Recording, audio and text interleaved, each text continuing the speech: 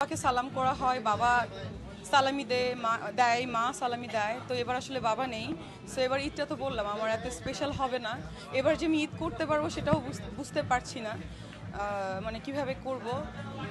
অবশ্য প্রতিটা জীবনেরই মৃত্যু আছে, তো সেটা চিন্তা করতে গেলে অবশ্যই এটা একটা ন্যাচারাল ব্যাপার, কিন্তু আসলে আমার জন্য আনএক্সপেক্টেড, কারণ আমার এই বয়সে আমার বাবা মারা গেছে।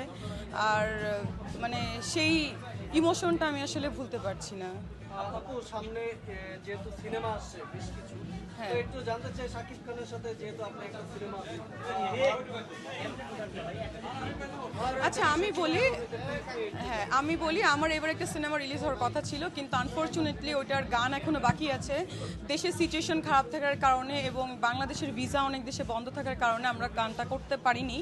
তো আমরা ঈদের পরে কুরবানি ঈদে এই ছবিটা আমরা অবশ্যই রিলিজ করবো এবং আপনাদের জন্য একটা ধামাকা আসছে, জাস্ট ওয়েট করবেন। আপু যে কথাটি বলছিল আসলে যে শাকিব খানের প্রিন্স আসতে যাচ্ছে, এবং আমরা এই কিছুক্ষণ আগে শুনছিলাম যে আপনাকে দেখে অনেকে বলছে যে প্রিন্সের রাজকুমারী, আসলে এই বিষয়টা কি? হ্যাঁ, সবাই তো বলে সাকিবের রাজকুমারী, সমস্যা নেই, ইটস ওকে। মানে এই কথাগুলো যখন শুনেন আপনার কাছে কেমন লাগে? অবশ্যই ভালো লাগে, দেশের একজন সুপারস্টার এবং আমার খুব পছন্দের একজন মানুষ।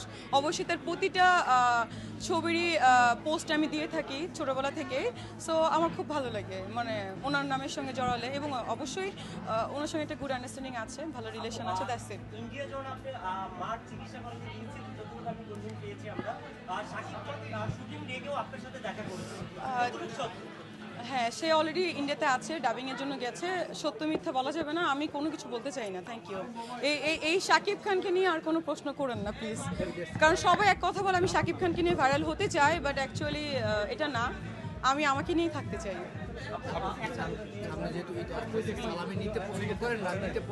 আমি সালামি নিতেও পছন্দ করি, দিতেও পছন্দ করি, কিন্তু যারা আমাকে সালামি দেয় তারা 1 লাখ টাকা সালামি আমাকে সবসময় দেয়। থ্যাংক ইউ আপু। হ্যাঁ,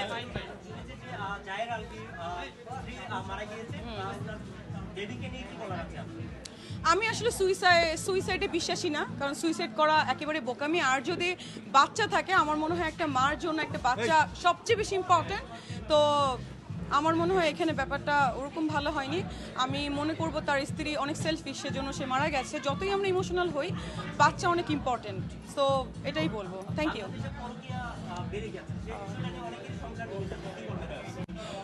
আমি কোনো পরকীয়া করি না, সো আমি এটা নিয়ে বলতে পারবো না। Thank you.